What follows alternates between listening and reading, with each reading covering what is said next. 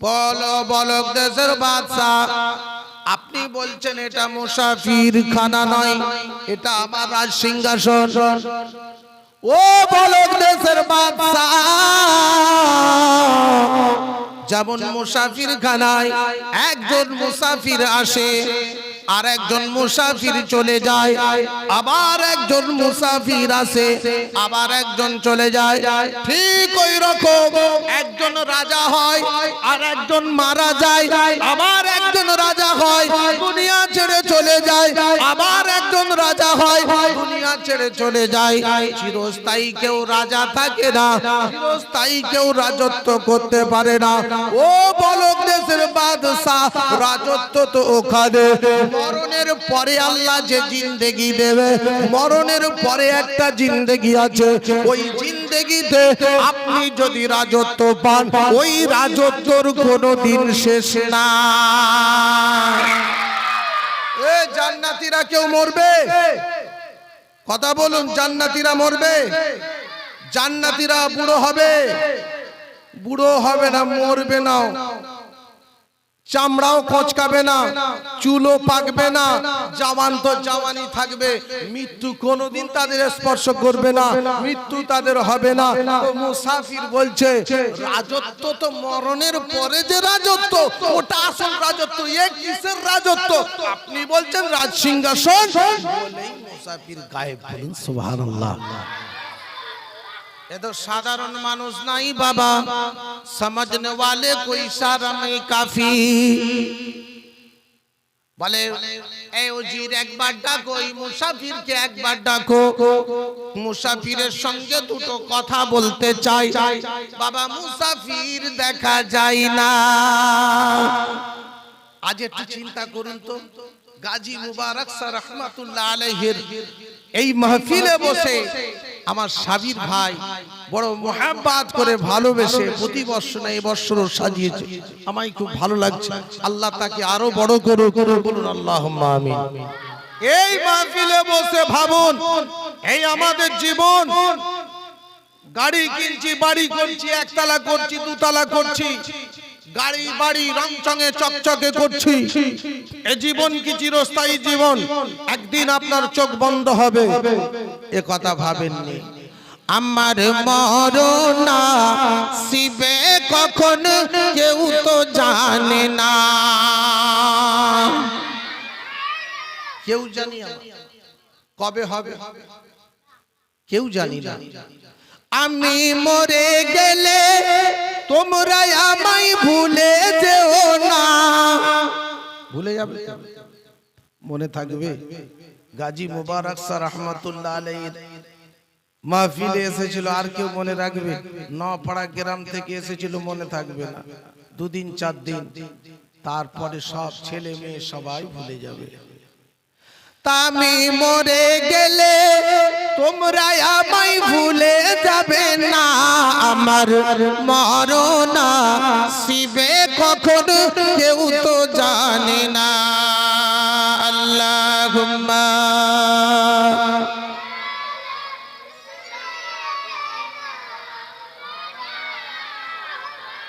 ওয়ালা আলি।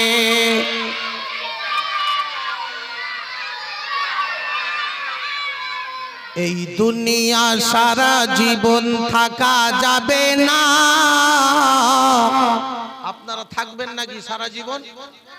কেউ? আমি থাকবো? কেউ থাকবে না।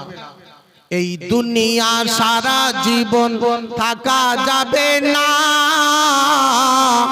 অন্ধকার কবর আমার আসল ঠিকানা, অন্ধকার কবর আমার আসল ঠিকানা। সবাই রেখে আমায়, সবাই রেখে আমায় চলে যাবে, সঙ্গী হবে না আমার মরণ আসিবে কখন কেউ তো জানে না। আল্লাহুম্মা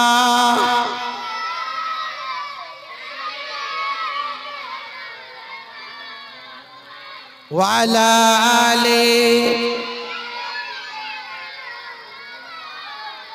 ভাই যে কথা বলছিলাম এটা বলে আমি আবার ওই ঘটনায় যাব, গাজী মুবারক স্যার রহমাতুল্লাহ আলাইহির কথা বলবো। আল্লাহর ওলি মুসাফির দেখতে পেল না, এই মুসাফির ডাকো, আর মুসাফির আছে। আল্লাহর ওলি ইব্রাহিম বিন আদহাম রাহমাতুল্লাহ আলাইহি বলছে, এই নেতা মন্ত্রীরা, এই ওজির শোনো, আমি বলক দেশের আর বাদশা থাকবো না। বলো না সুবহানাল্লাহ। কথা কলিজায় ধাক্কায় এমন দিয়েছে, কলিজায় এমন আঘাত মেরেছে, বলছে আর এই বলক দেশে বাদশাহী আমি করব না। তোমরা কাগজপত্র বুঝে নাও, দেশের সম্পদ তোমাদের হাতে তুলে নাও, দেশের সম্পদ গুলো বুঝে নাও। আল্লাহকে খুশি করার জন্য, আল্লাহ পাবার জন্য, জান্নাত পাবার জন্য, আখিরাতের বাদশাহী হাসিলের জন্য আল্লাহর ওলি বলক দেশের সমস্ত দায়ী দায়িত্ব সুখে দিয়ে দেশের জনগণকে বুঝিয়ে দিয়ে, সব নেতা মন্ত্রীদের বুঝিয়ে দিয়ে, উজির নাজিরদের ডেকে সব কিছু দিয়ে আল্লাহ পাওয়ার জন্য, আল্লাহকে খুশি করার জন্য ইরাকের জঙ্গলে চলে যায়। কোথায় যাচ্ছে? ইরাকের। এই বাচ্চাই, আসার জায়গা এটা নেই বাবা, দুনিয়াটা কান্নার জায়গা। দুনিয়াটা কি? দুনিয়াটা জায়গা, যত কাঁদবে কি হবে, তত যত মৃত্যুকে স্মরণ করবে তত কি হবে, যে মরণ আমার হবে।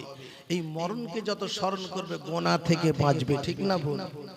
আর যত হাসি ঠাট্টা আমোদে থাকবে কবর ভুলে যাবে, হাসর ভুলে যাবে, মিজান ফুলসিরাত ভুলে যাবে, দুনিয়ার প্রেমে পাগল হবে। শয়তান গোল দেবে, দেবে কি দেবে না? শয়তান গোল দেবে। আর যত কাঁদবে, হাসো কম কাঁদো বেশি। আল্লাহ ওয়ালারা হেসেছে কম, কেঁদেছে বেশি। রাতের অন্ধকারে আল্লাহর কাছে হাত উঠিয়ে কেঁদেছে সবাই। আল্লাহওয়ালারা ঘুমাই না, আল্লাহওয়ালারা দুটো হাত তুলে কেঁদেছে। সেই আল্লাহওয়ালাদের কথা, সেই ওলিদের শান হবে, আর সেই ওলিদের কথা হবে বাবা। এই মজলিসে কোনো হাসি চলবে না, এই মজলিসে আদব রক্ষা করে বসলে গাজী মুবারক শাহ রহমাতুল্লাহ খুশি হয়ে যাবে। আর মদিনা শরীফ থেকে আমার নবী, আপনার নবী খুশি হয়ে যাবে। কারবালার মাস চলছে, কারবালায় ইমাম হুসাইন রাদিয়াল্লাহু তাআলা আনহু শহীদ হয়েছেন। ইমাম হুসাইন, ইমাম হাসান রাদিয়াল্লাহু তাআলা আনহু খুশি হয়ে যাবে। আমার ভাইরা কোথায় গেলেন? ইরাকের জঙ্গলে। আর ইরাকের জঙ্গলে গিয়ে দেখছে ওনার থেকে আগে আরেকটা ব্যক্তি বসে জিকির করছে, আল্লাহু আল্লাহ, আল্লাহু আল্লাহ, আল্লাহু আল্লাহ, আল্লাহু আল্লাহ, আল্লাহু আল্লাহ, লা ইলাহা ইল্লাল্লাহ, লা ইলাহা, লা ইলাহা ইল্লাল্লাহ, মুহাম্মাদুর রাসূলুল্লাহ। আল্লাহর ওলি গিয়ে দেখছে আরেকজন মশগুল, চোখ বন্ধ করে আল্লাহর ওলি ইব্রাহিম বিন আদহাম রাহমাতুল্লাহ আলাইহি গিয়ে বসে গেলেন। হবে না সুবহানাল্লাহ?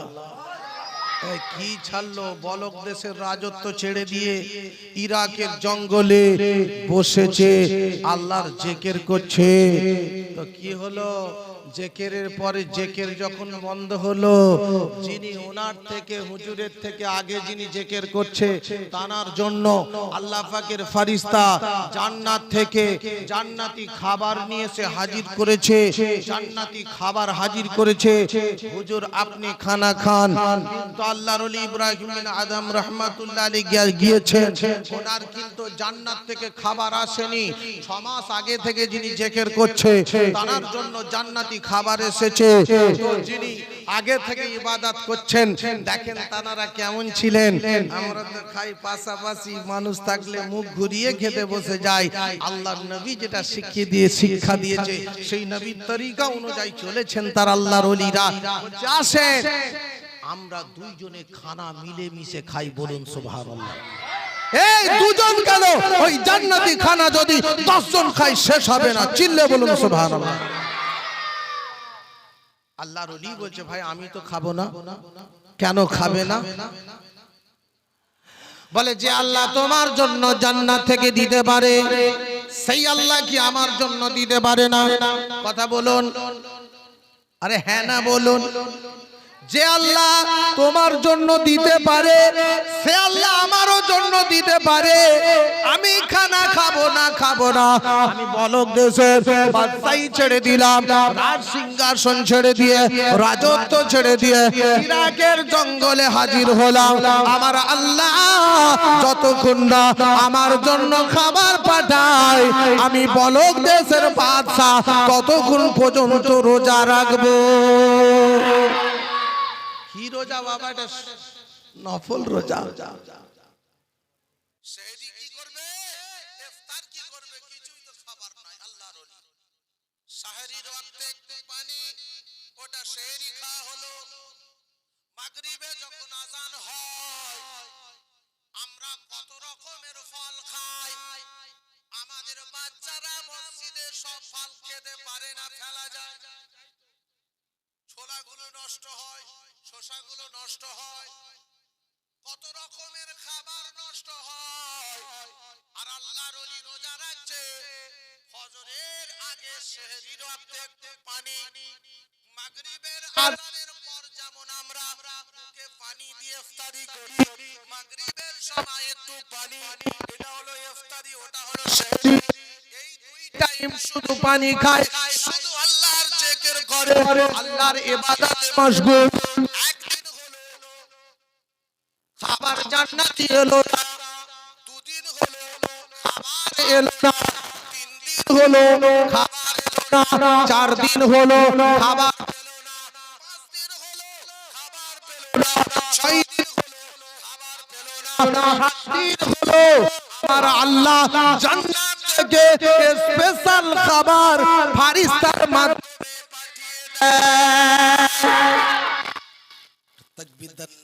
तकबीर, नारे तकबीर, नारे रिसालत, नारे रिसालत, नारे तकबीर, नारे रिसालत, नारे तकबीर।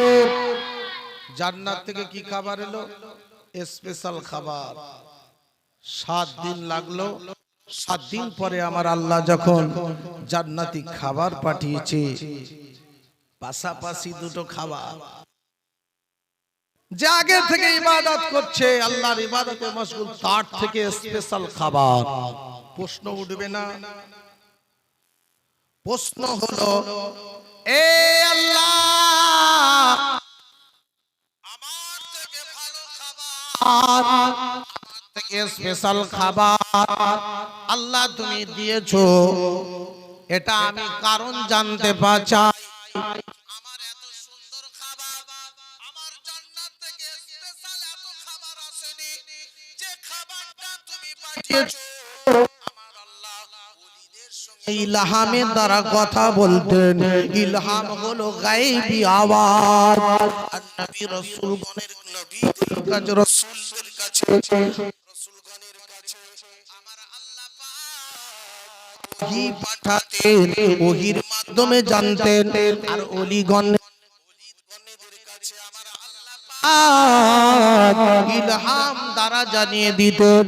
আমার আল্লাহ জানালেন, ও আমার ওলি বান্দা, ও আমার মাহবুব বান্দা, ও আমার ওলি বান্দা, তুমি তো একজন সাধারণ মানুষ, তুমি তো একজন সাধারণ বাড়ি থেকে এসেছো, কিন্তু আমার ওই যে বান্দা আমাকে পাওয়ার জন্য, আখিরাতের বাদশাহী হাসিলের জন্য পলক দেশের রাজ সিংহাসন ছেড়ে দিয়ে, বিবি বাচ্চা ছেড়ে দিয়ে, ঘর সংসার সব ত্যাগ করে, দুনিয়ার লোভ লালসা সোনা দানা ঠেলে সরিয়ে দিয়ে আমাকে পাওয়ার পাওয়ার জন্য, আমার সন্তুষ্টির জন্য আজ কেমন আমার কাছে এসেছে, ইরাকের জঙ্গলে এসে গেছে আমার সন্তুষ্টির জন্য। আমি আল্লাহ, আমার বান্দা যেমন দুনিয়ায় বাদশা ছিল, দুনিয়ায় স্পেশাল ছিল, আমি আল্লাহ স্পেশাল করে আমার বান্দার জন্য জান্নাত থেকে খাবার দিয়ে দিলাম। আমার বান্দার জন্য স্পেশাল খাবার, দুনিয়া তো স্পেশাল, মরণের পরে স্পেশাল রাখবো, জান্নাত তো স্পেশাল রাখবো। জোরে বলুন সুবহানাল্লাহ। তো বাবাজিরা, এটা বোঝানোর জন্য বললাম যে দেখেন আল্লাহর ওলি যারা হয়েছেন তারা দুনিয়ার দৌলতকে লাথি মেরে সরিয়ে দিয়েছে। দুনিয়ার লালসা তাদের ছিল না, দুনিয়ার লালসা ত্যাগ করেছে বলে তারা আল্লাহর দোস্ত হতে পেরেছে। বলুন না সুবহানাল্লাহ। গাজী মুবারক শাহ রহমাতুল্লাহ আলাইহি জানার স্মরণে আজকে মাহফিল। বাবা হুজুর একটা মসজিদ বানাবেন, একটা মসজিদ নির্মাণ, মসজিদ নির্মাণের জন্য বেরিয়ে গেলেন। সহজে তারা ওলি হয়, দ্বীনের অনেক মেহনত তাদের করতে হয়েছে। যেমন জামান দাদা হুজুর কিবলা রাহমাতুল্লাহ আলাইহি জেলায় জেলায় ঘুরেছেন, মেহনত করেছেন, জলসা জুলুস করেছেন, মানুষকে তালিম দিয়েছেন, দ্বীন শরীয়তের শিক্ষা দিয়েছেন, কোথা মাদ্রাসা প্রয়োজন মাদ্রাসা করে দিয়েছেন, কোথা মক্তব প্রয়োজন কোথা মসজিদ প্রয়োজন, বাবারা একটা মসজিদ বানাও, বাবারা একটা মাদ্রাসা বানাও।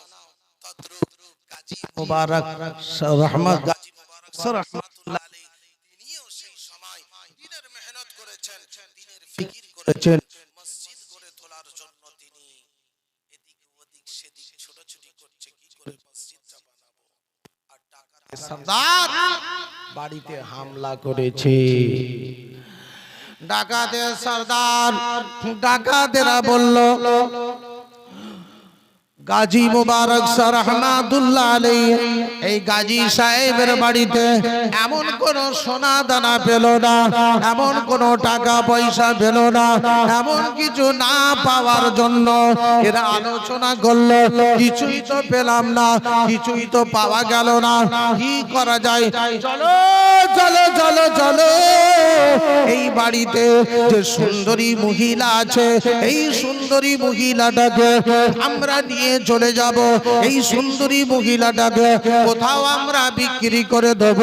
এই সুন্দরী মহিলাটাকে যদি বিক্রি করা যায় বহু টাকায় আমরা পেয়ে যাব, অনেক টাকার মালিক আমরা হব, আমরা সকলে ওই টাকাগুলো ভাগ করে নেব।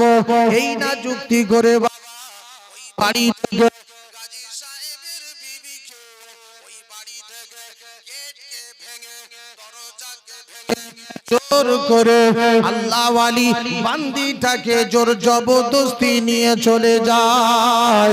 আল্লাহর নেক বান্দিটাকে জোর জবরদস্তি নিয়ে চলে যায়। আমার আল্লাহ কি কোন নেক বান্দা বান্দির উপর যখন জুলুম হয়, যখন অত্যাচার হয়, আমার আল্লাহ কি গায়েবী মদদ দিয়ে তাদের হেফাজত করে না? করে তো।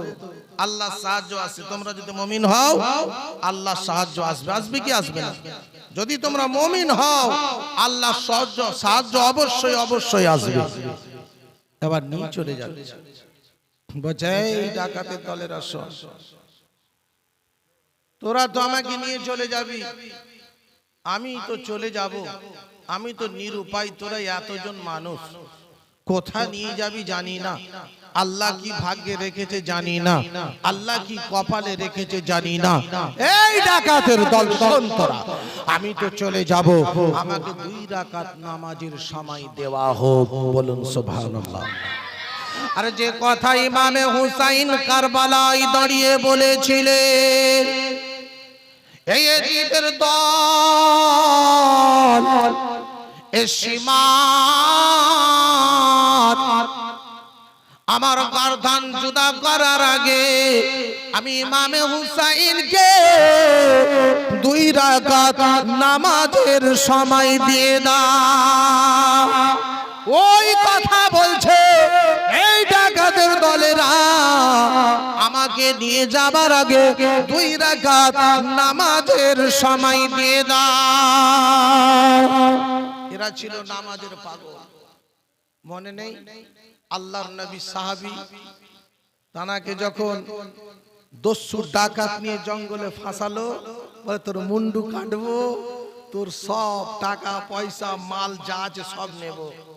আল্লাহর নবী সঙ্গী কি বললেন, রে ডাকাত 2 রাকাত নামাজের সময় দাও।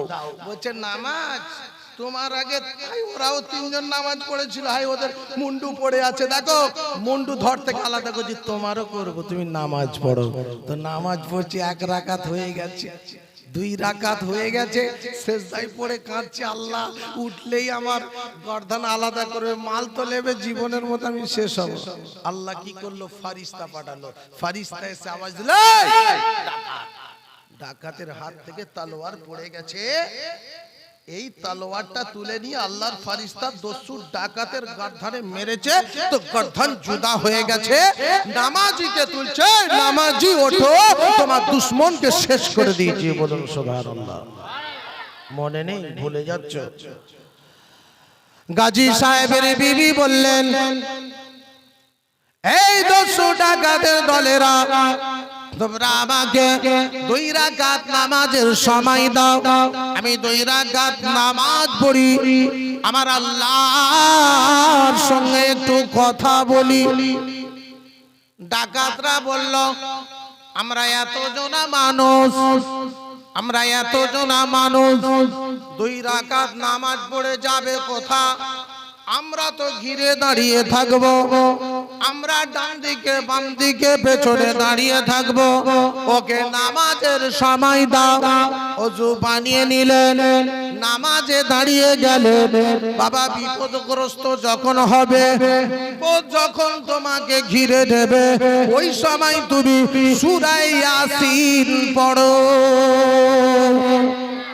তাহলে ফজরে নয়, বিপদের সম্মুখীন হয়েছে, বিপদ নেই, ডাকাতরা তুলে নিয়ে পালাচ্ছে, স্বামী নাই ঘরে, আল্লাহর নামাজে দাঁড়িয়ে সূরা ইয়াসিন পড়ছে। বলুন সুবহানাল্লাহ। কে যেন মাথার উপরে দাঁড়িয়ে এইভাবে পাখা দিয়ে আল্লাহর নেক বান্দিকে হাওয়া করছে। বলুন না সুবহানাল্লাহ। এ আমার মায়েরা বেটিরা, তোমরা যদি নেককার হও, তোমাদের শান তোমাদের মান আল্লাহ বাড়াবে। জোরে বলুন। তোমরা যদি পর্দায় থাকো, তোমরা যদি পরচর্চা পরনিন্দা থেকে দূরে সরে আসো, তোমরা যদি কোরআনের সময় দাও, তোমরা যদি তাসবিহতে সময় দাও, সিরিয়ালের সময় ত্যাগ করে আল্লাহর কোরআনে যদি সময় দাও, নামাজে যদি সময় দাও, তাহলে আল্লাহ তোমাদের পরিবর্তন করে গাজী সাহেবের বিবির মতো নেককার করে কঠিন বিপদের সম্মুখীন হবে আমার আল্লাহ কুদরতি মদতে তোমাকে বাঁচিয়ে নেবে। বলুন সুবহানাল্লাহ। এই আমার মা বোনেদের পরিবর্তন হবে, এই কথা শুনে গাজী মুবারক স্যার রাহমাতুল্লাহ আলাইহি শানে এই মাহফিল, আজকে এই কথাগুলো শুনে আমার মা বোনেরা যেন পরিবর্তন হয়। বলো আল্লাহুম্মা আমিন। আমার ভাই দোস্তরা, কে যেন হাওয়া করছে, কে যেন হাওয়া করছে। 1 রাকাত নামাজ হলো, সূরা ফাতিহার পরে সূরা ইয়াসিন বললো,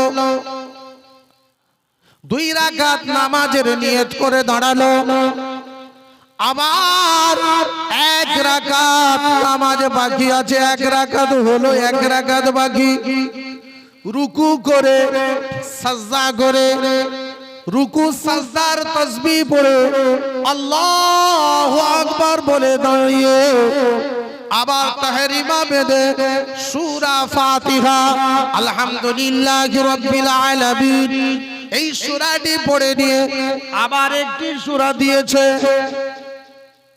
আল্লাহর নেক বান্দির মাথায় যেন উপর থেকে কে যেন হাওয়া করে, কে যেন হাওয়া করছে। ডাকাতের যিনি সরদার ছিল বলছে, যা ভুল করার করেছি, বলবেন না সুবহানাল্লাহ। আল্লাহ কেমন পরিবর্তন করে, যিনি সরদার, যিনি সকলের উপরে, যিনি পাওয়ারফুল, তিনার মনটা পরিবর্তন। বলছে শুন, আল্লাহ ওয়ালার বাড়ি থেকে আমরা যা ভুল করে ফেলেছি, এক কাজ করো, এই যে এত বড় আল্লাহর নেক বান্দি, কে যেন হাওয়া করছে কোনদিন এই রকম আশ্চর্য ঘটনা দেখি না। কারামাতি আউলিয়ায়ে হাক্কুন, ওলিদের কারামাত সত্য, জোরে বলুন সুবহানাল্লাহ। জীবনে এই রকম দৃশ্য দেখি না। এই আমার দলবল শোন, এক কাজ কর, আল্লাহর নেক বান্দির নামাজ শেষ করুক। ওর নামাজ শেষ করলে সুসম্মানে যে বাড়ি থেকে এনেছি ওই বাড়িতে আমরা রেখে আসবো। ডাকাতের দলবলগুলো বলছেন না, বুঝতে পেরেছি তোমার টাকার লোভ বেশি হয়েছে, তুমি অন্য দিনে নিয়ে যাবে, টাকাটা একা নেবে, আমাদের ভাগ দিতে হবে বলে কথা ঘোরাচ্ছ। না না না, আমরা এই বান্দিকে নিয়ে যাব, নেককার ফেককার বুঝি না, ভালো মন্দ বুঝি না, আমাদের টাকার দরকার, লোভে হয় পাপ, পাপে হয় মৃত্যু, আমরা নিয়ে যাব। ডাকাতের যিনি সর্দার বলো, আমি তোদের নিয়ে যেতে দেব না। রাস্তার মাঝে ঝগড়া শুরু হলো, রাস্তার মাঝে মারপিট শুরু হলো। সর্দার বলছে ফিরিয়ে দেব, যেখান থেকে নিচে ওখানে ফিরিয়ে দেব। আর তার চালা চামটা সাথী সঙ্গী যারা ছিল ওদের দল বেশি, সর্দার তো একা, ওরা সবাই এক হলো। সর্দারের বিরুদ্ধে কি করলো? যুদ্ধ ঘোষণা করলো। সর্দারের বিরুদ্ধে সবাই তলোয়ার তুললো। সর্দার বলে নেককার বান্দিটাকে আর একটা পা উঠাতে দেব না। সর্দার বলে যা ভুল করার করেছি, জীবন দিতে হয় দিয়ে দেব, আল্লাহর নেক বান্দির বিরুদ্ধে কোনো কাজ করব না। নারায়ে তাকবীর, নারায়ে রিসালাত, নারায়ে রিসালাত। বাবা বলছে এক কাজ বলে না, কোনো কথা না, সবাই একদিকে, সর্দার একদিকে, সবাই মিলে সর্দারকে মারল ঘরধানে, তলোয়ার, মুন্ডুখানা আলাদা করে গর্ত খুললো, জানা যাও নেই, কিছু নেই, বলে পুঁতে দে, পুঁতে দে। টাকার লোভ দুনিয়াতে এমন। আর প্রথমে আমি বুঝিয়েছি আল্লাহর ওলি ইব্রাহিম আদহাম রহমাতুল্লাহ আলাইহি দুই পা দিয়ে ঠেলে লাথি মেরে বলক দেশের রাজত্ব ছেড়ে দিয়ে ইরাকের জঙ্গলে আল্লাহর ইবাদতে মশগুল হলো। তো আল্লাহ জান্নাত থেকে খানা পাঠালো, বলুন সুবহানাল্লাহ। আর এই ডাকাতগুলো টাকার জন্য, টাকা বাড়ানোর জন্য, অর্থ বাড়ানোর জন্য নেকি আর গোনা দেখলো না, কোনটা নেক কাজ কোনটা গোনার কাজ, কোনটা পাক কোনটা না পাক, কোনটা জায়েজ কোনটা না জায়েজ, কোনটা হারাম কোনটা হালাল, সেটাও দেখলো না। একটাই দেখেছে, টাকা কামাতে হবে, সাথে সুদে ব্যবসা হলেও কোনো অসুবিধা না। টাকার নেশায় পড়ে গেছে, তাতে যদি সুদ খাটাতে হয় ওর জন্য অসুবিধা না, সুদ খাটাবে কিন্তু টাকা বাড়াবে। এই লোভটা দুনিয়াতে খারাপ, এই লোভটা আমাদের ত্যাগ করতে হবে, তবে আল্লাহর নেক বান্দা হওয়া যাবে। যে কথা বললাম, বাবা গাজী সাহেবের বিবিকে ওই ডাকাতের সর্দারকে মেরে দিয়ে ওই জায়গাতে পুঁতে দিয়ে, আর সমস্ত ডাকাতগুলো ওখান থেকে নিয়ে চলে গেল একটা জায়গায় দিয়ে, কিছু টাকা পয়সা দিয়ে তারা চলে এলো, টাকা পয়সা ভাগ করে নিল, টাকা পয়সা যে যার নিয়ে নিল। এখানে বোঝার বিষয়, আমার আল্লাহ নেককার বান্দীদের কেমন হেফাজত করে, নেককার বান্দীদের আমার আল্লাহ কেমন রক্ষা করে, বিপদ আপদ মুসিবত থেকে আমার আল্লাহ পাক কেমন বাঁচিয়ে দেয়। ওখান থেকে ওরা পয়সা নিয়ে, টাকা নিয়ে হাজির হলো আল্লাহর ওলিদের কাছে। ইলহাম দ্বারা আমার আল্লাহ সব জানিয়ে দেয়। আল্লাহর ওলি জানতে পারলেন ডাকাত এই ঘটনা আমার বাড়িতে ঘটিয়ে দিয়েছে, আমার বিবিকে তুলে নিয়ে চলে গিয়েছে, আমার বিবিকে অমুক জায়গায় রেখেছে। গায়েবের খবর আমার আল্লাহ পাক ওলিদের জানিয়ে দেয়। কিছু গায়েব আছে আল্লাহ কারো জানায় না, কিছু গায়েব নবী রাসূলকে আল্লাহ জানিয়ে দেয়, কিছু গায়েব ওলিদিগকে জানিয়ে দেয়, কিছু গায়েব সাধারণ মানুষকেও জানিয়ে দেয়, বলুন সুবহানাল্লাহ। এই জেনে গেলেন, জেনে সব টাকা পয়সা নিয়ে হাজির। ইনি ভাবছে যে আমাকে আর এখান থেকে নিয়ে যাবার মতো কেউ নাই। জীবনে মনে হয় স্বামীর ঘর দেখতে পাবো না, জীবনটা এখানেই দিয়ে দেবো, জীবনটা এখানে শেষ হবে, মনে হয় স্বামীকে দেখতে পাবো না। আজ যে পজিশনে পড়ে গেছি, আল্লাহ বলছে বান্দিরে একটু অপেক্ষা করো, বান্দিরে আমার রহমতের আশা করো, আমি আল্লাহ তোমার সব পাইয়ে দেবো।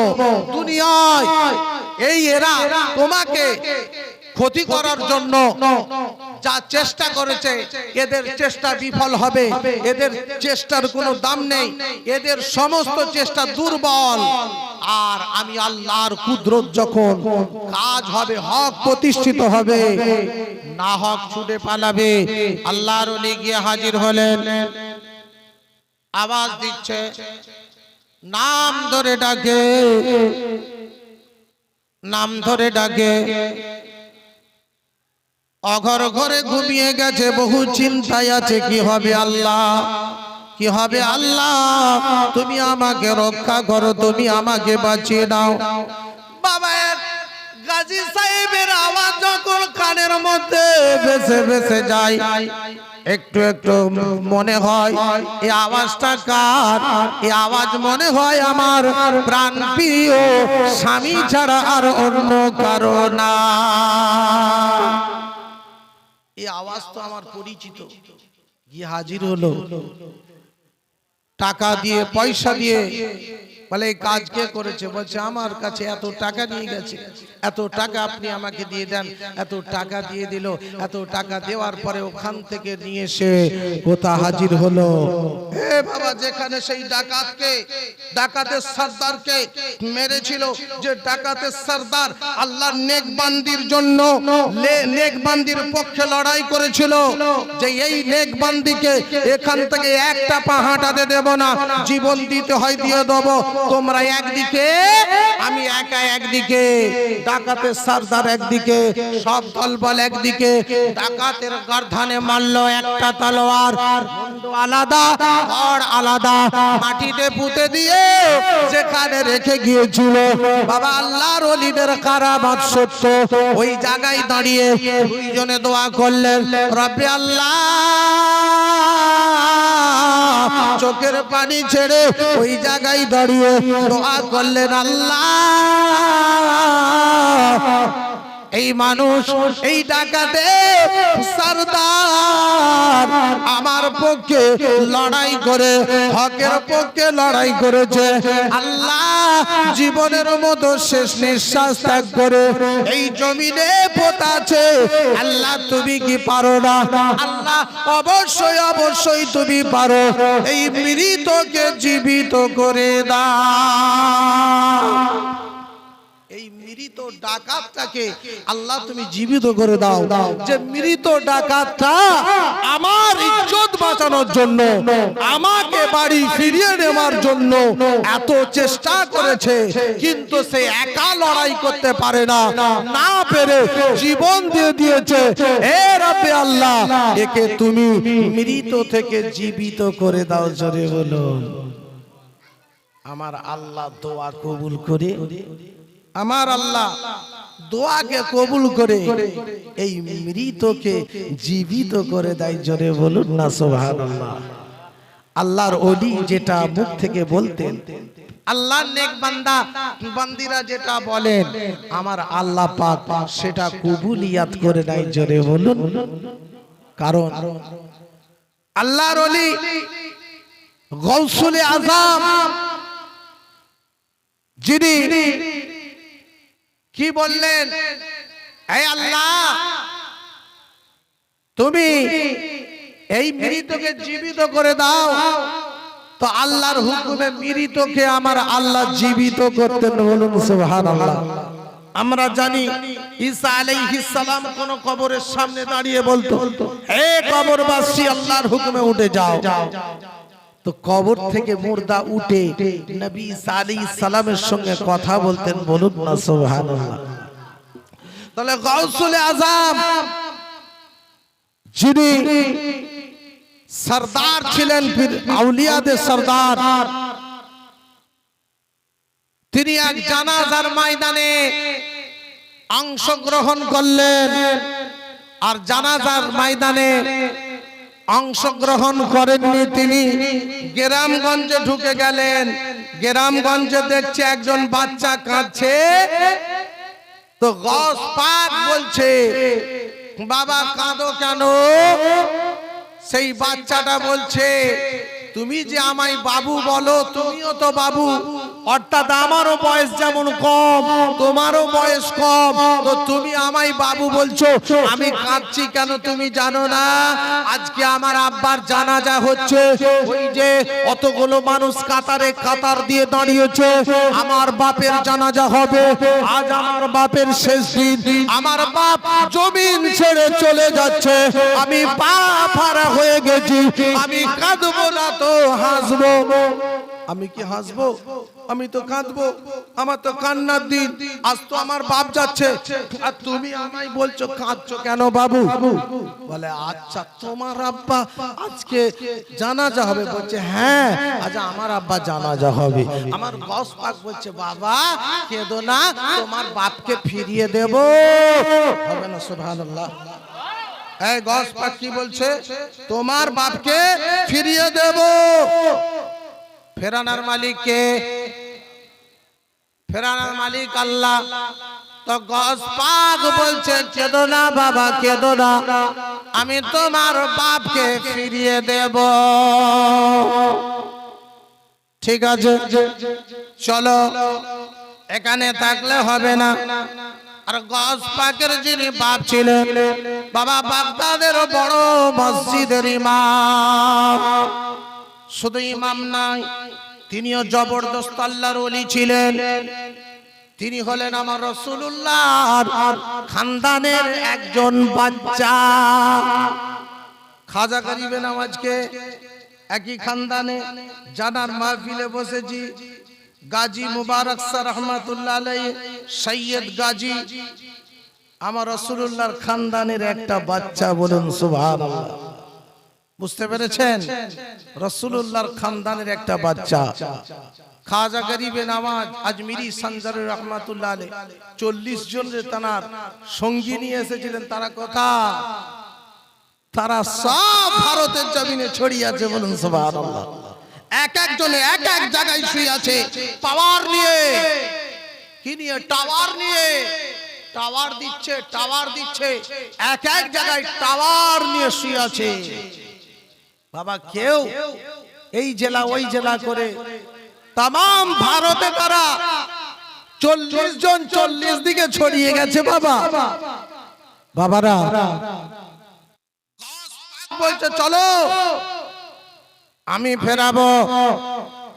গস পাকের বাপকে বলছে আব্বা কি হয়েছে বাবা? আপনি জানাজা পড়াবেন না কেন? বাবা জানাজা কেন পড়াবো না? বলছে আব্বা আপনি জানাজা পড়াবেন না। বলে বাবা তুমি কি পড়াবে? বলছে না আব্বা আমি পড়াবো না। তবে বলে আব্বা ওই যে ছেলেটা কাঁদছে, 7 বছরের বাচ্চা, খুব কাঁদছে আব্বা, আমার সহ্য হয় না, আমি সহ্য করতে পারি না, আমি ওই ছেলেটাকে কথা দিয়েছি কেঁদো না কেঁদো না, তোমার বাপকে ফিরিয়ে দেবো। জোরে বলুন কেঁদো না, চোখের পানি ফেলো না, তোমার বাপকে আমি ফিরিয়ে দেবো। আব্বা আপনি জানাজা পড়াবেন না। বাবারে আল্লাহর ওলিদের একটা শক্তি দিয়েছিল, আলাদা শক্তি, আলাদা পাওয়ার, আলাদা ক্ষমতা। আল্লাহর ওলিকে আমার আল্লাহ কি পাওয়ার দিয়েছিল? বাঘ যে ছেলের সঙ্গে কথা বলেছিল, আবু সালে মুসা জঙ্গি রাহমাতুল্লাহ আলাইহি বলেছিলেন এই ছেলে আমার সাধারণ কোনো ছেলে হতে পারে না, এ আমার পাওয়ারফুল ছেলে। পাওয়ারফুল ছেলে যখন বলে আব্বা জানাজা পড়াবেন না, জানাজা পড়াবেন না, থমকে গেলেন। কি বলে বেটা? আমার বেটা তো সাধারণ বেটা নয়, আমার বেটা তো সাধারণ বেটা নয়। কি করে আব্বা জান জানাজা পড়াবেন না? বাবা রুহানি হালতে বাবা রুহুর জগতে, এই জগৎটা আলাদা আর রুহুর জগৎ আলাদা। এই রুহের জগতে মালিকুল মউত আজরাইলের সঙ্গে দেখা। রুহের জগতে তুমি কে কে বলছো? বয়স কম হলে কি হবে? রুহের বয়স কম নাই, জোরে বলুন। রুহু একসঙ্গে আল্লাহ বানিয়েছে। আপনি আগে এসেছেন, কেউ পরে এসেছে, পরস্পর আল্লাহ সমস্ত নবীগণের রূহ, ওলিগণের রূহ, সাধারণ মানুষের রূহ আমার আল্লাহ রুহু গুলোকে বানিয়ে ফেলেছে। বলুন সুবহানাল্লাহ। রুহের জগৎ। এবার তুমি কে? বলে আমি কে তুমি জানো না? বলছে কে তুমি? বলছে আমি মালিকুল মউত আজরাইল আলাইহিস সালাম। আমি জান কবজ করি। আল্লাহ যখন হুকুম হয় তখন আমি মায়ের কোল থেকে বাচ্চাকে কেড়ে নিই, বাচ্চাদের থেকে মা বাপকে কেড়ে নিই, জওয়ান হোক বুড়ো হোক দেখি না। আল্লাহর হুকুম যখনই হয় তখনই আমি এই কাজ করি, রুহু নিয়ে যাই। রুহু কবজ করনে ওয়ালা ফেরেশতা আমার নাম আজরাইল আলাইহিস সালাম। এখন আজরাইল মনে করলো যে আমার নামটা শুনলে মনে হয় ঘাবড়ে যাবে। তো বলার পরে বলে আচ্ছা আপনার নাম মালিকুল মউত আজরাইল আলাইহিস সালাম, তাই তো? বলে হ্যাঁ। নাম শুনেছি অনেকদিন দেখি না, আজ দেখলাম, আজ আমার মনটা বড় খুশি। তবে আমার নাম কি জানো? বলে কি নাম তোমার? আব্দুল কাদের জিলানী। বলুন সুবহানাল্লাহ। আরেকবার বলুন সুবহানাল্লাহ। বলে আমার নাম আব্দুল কাদের জিলানী। মালিকুল মউত বলছে, আজরাইল আলাইহিস সালাম বলছে তোমার নাম আব্দুল কাদের জিলানী, তো আমি কি করব? বলছে শোনো, তোমার ওই ঝুলিতে কি আছে? বলে আমার ঝুলিতে 11টা আত্মা আছে। কে বলছে? মালিকুল মউত আজরাইল আলাইহিস সালাম বলছে আমার ঝুলিতে 11টা আত্মা আছে। বলে 11টা আত্মা থেকে একটা আত্মা দাও, হবে না? সুবহানাল্লাহ। মালিকুল মউত বলছে সেটা কখনো হয়? এটা কখনো দেওয়া যাবে না, এটা কখনো দেওয়া সম্ভব হবে না। আল্লাহর হুকুমে 11টা আত্মা নিয়ে যাচ্ছে। আমার গসপাত বাবা রুহানি হালতে বলছে একটাই আত্মাই আমাকে দিয়ে দাও। আর আজরাইল আলাইহিস সালাম বলছে এটা কখনো সম্ভব নয়, আমি দিতে পারবো না। আমার গসপাতকে আল্লাহ কি পাওয়ার দিয়েছিল? বয়সটা কম, অল্প বয়স ছিল বাবা। আজরাইলকে বলে ওরে আজরাইল, যদি পাওয়ার থাকে, যদি তোমার শক্তি থাকে, যদি তোমার ক্ষমতা থাকে, যদি তোমার পাওয়ার থাকে, তুমি আমার থেকে তুমি চলে যাও। তুমি আমার থেকে, আমার হাত থেকে ছাড়া যদি পাও তবে তুমি চলে যাও। মালিকুল মউত আজরাইল আলাইহিস সালাম চলে যায়। আর আমাদের গৌসুলে আযম যে আজরাইল আগিয়ে যায়, বাবা পেছন থেকে একটা থাবা মেরেছে, এমন থাবা মেরেছে মালিকুল মউত আজরাইল আলাইহিস সালামকে আল্লাহর জমিনে ফেলে দেয়। জমিনে পড়ে গেছে। আল্লাহ কি হলো? আজরাইল, আল্লাহ আগে আমাকে অর্ডার দাও। আল্লাহ তোমার বিনা অর্ডারে তো আমার কারো জান কবজ করার হুকুম নেই। কারণ যদি এমনি এমনি করতো তো নবী ইদ্রিস আলাইহিস সালাম যখন বলেছিলেন আমার আত্মা কবজ করো, আজরাইল কি বললেন? আল্লাহ যদি হুকুম দেয় তবেই করব। বলুন সুবহানাল্লাহ। অতএব আল্লাহ হুকুম দিলেন তখন করলেন। আজরাইল বলছে আল্লাহ আমাকে একটুখানি অর্ডার দাও, যে আমাকে জমিনে ফেলেছে আগে ওর আত্মা নেব, তারপর তোমার তারপর জমা করব।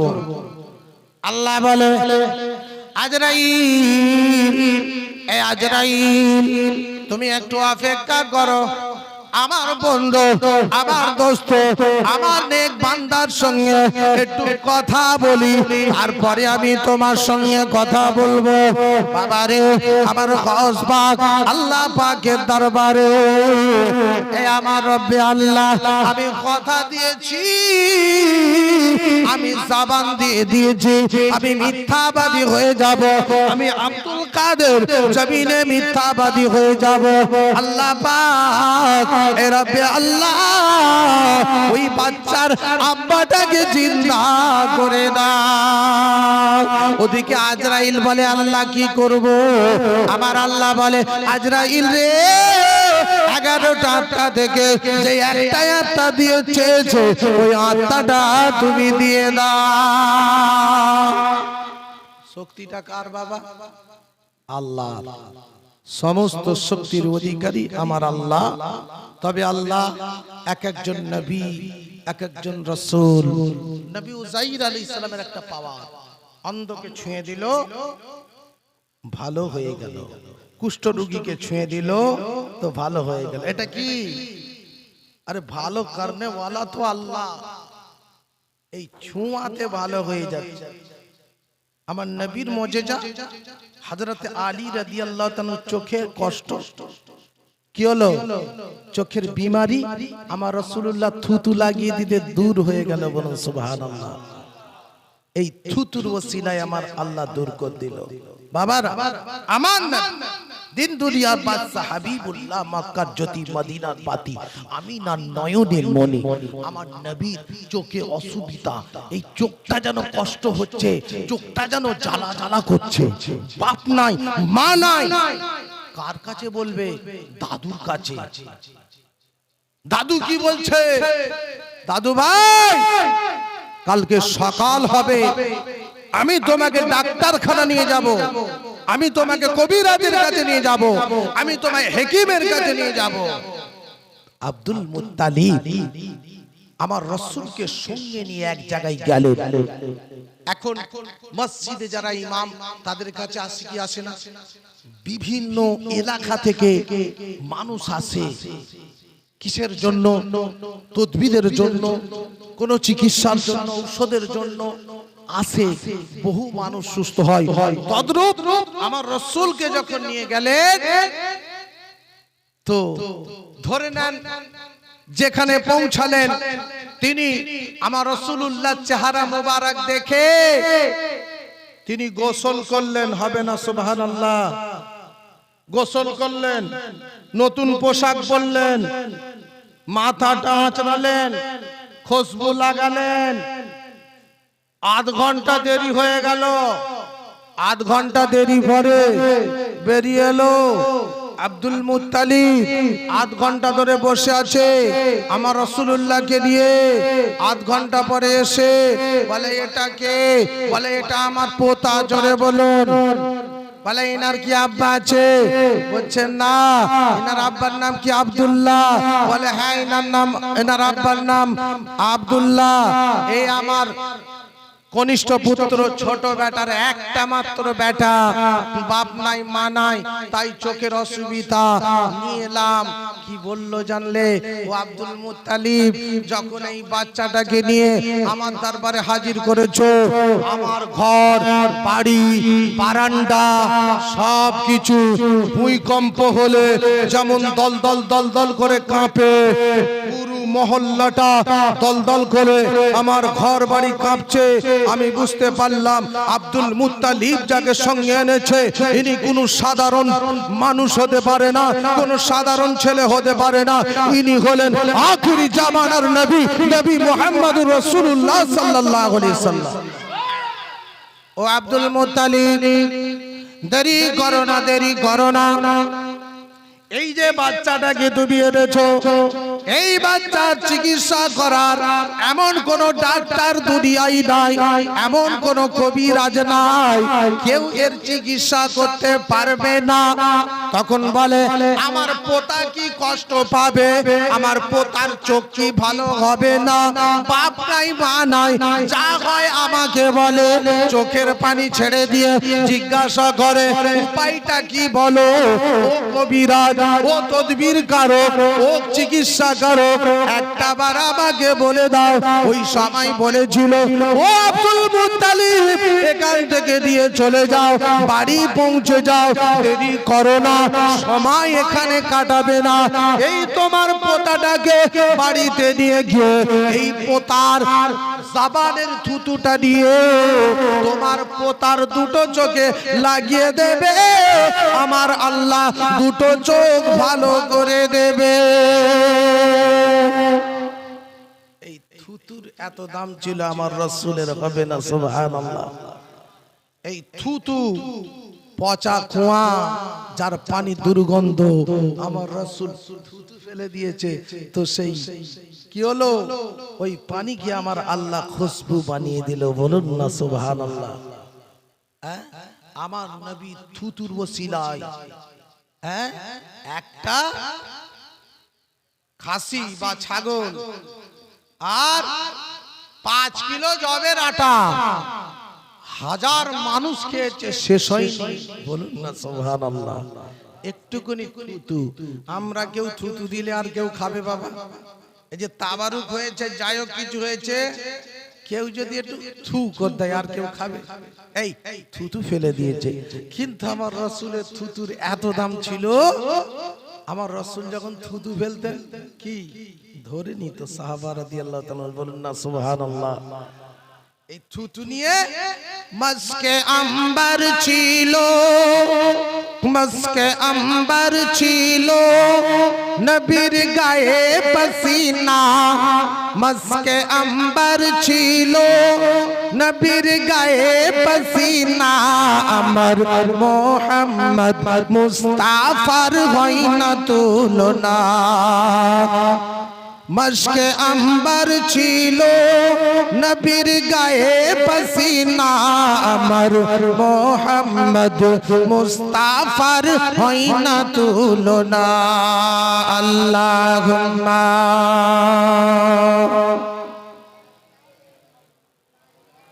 ওয়ালা আলি সাইয়্যিদিনা। হাসলে নবী খেলতো হীরা, হাসলে নবী খেলতো হীরা, ঠোঁটের মাঝখানে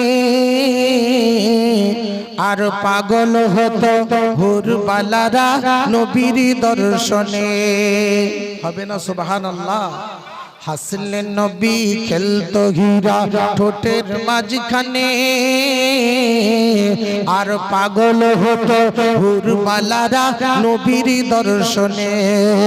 ভুজুগল হতে, ভুজুগল হতে ঝরতো ওরে মুক্তার দানা, ভুজুগল হতে ঝরতো ওরে মুক্তার দানা, আমার মোহাম্মদ মুস্তাফার হয় না তুলনা। আল্লাহুম্মা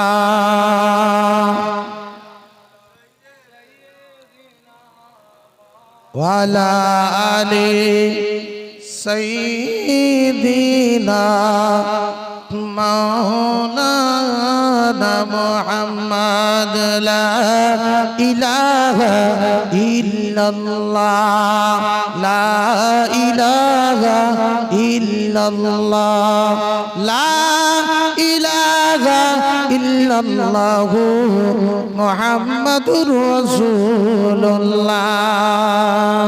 বাবা, আমার নবী বললেন আলা মাদিনাতুল ইলমি ওয়া আলিমুন বাবুহা। নবী বলছেন আমি রাসূলুল্লাহ জ্ঞানের শহর, সেই শহরের দরজা আমার জামাই আলী, হবে না সুবহানাল্লাহ। যে আলী রাদিয়াল্লাহু তাআলা দরজা থেকে ওলি আউলিয়া ছড়িয়ে গেছে, হবে না সুবহানাল্লাহ। জানার জন্য বসেছি হাজী মুবারক শাহ সৈয়দ হাজী গাজী মুবারক শাহ রহমাতুল্লাহ আলাইহি, এই আলীর ঘরানা থেকে, বলুন না সুবহানাল্লাহ।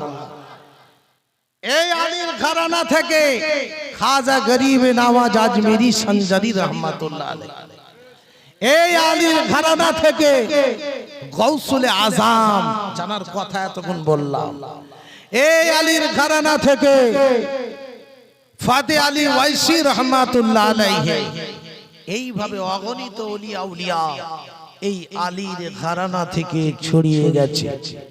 সেই আলীর কাছে প্রশ্ন, তুমি যে জ্ঞানের দরজা, নবী জ্ঞানের শহর, সেই শহরের দরজা তুমি আলী, এই আলী তুমি কি আমার 7 প্রশ্নের জবাব দেবে? হযরতে আলী বলছে, শোনো, 7 প্রশ্ন যদি জবাব দিই তো কি পাবো? ইহুদি বলছে, আলী কি পাবে মানে? 7 প্রশ্নের যদি জবাব দাও, আমি ইহুদি কথা দিলাম, কালেমা তো পড়বো, ঈমান তো আনবো, আলী তোমার মুরিদ হয়ে যাব। সুবহানাল্লাহ হলো না একবার? এই আলী তোমার মুরিদ হয়ে যাব, আমি কালেমা তো পড়বো। নবী বললেন, আলা মদিনাতুল ইলমি ওয়া আলিমুম বাবুহা, নবী জ্ঞানের শহর, সেই শহর দরজা হযরতে আলী রাদিয়াল্লাহু তাআলা। হযরতে আলী বলেই ফেলো, বলেই ফেলো। বলছে, আলী বলো তো, পৃথিবীর প্রথম মানুষকে? এই আমরা জানি না, সবাই তো জানি। এই পৃথিবীর প্রথম মানুষকে? কাকে আল্লাহ প্রথম নবী করে বলুন, মানুষ করে বলুন পাঠিয়েছে? প্রথম কাকে পাঠিয়েছে? পৃথিবী বলুন, জান্নাতে বলুন, হযরতে আদম আলাইহিস সালাম। মনে পড়েছে না? মনে আছে। এরপর নারীদের মধ্যে আমাদের মা কে? হাওয়া আলাইহিস সালাম।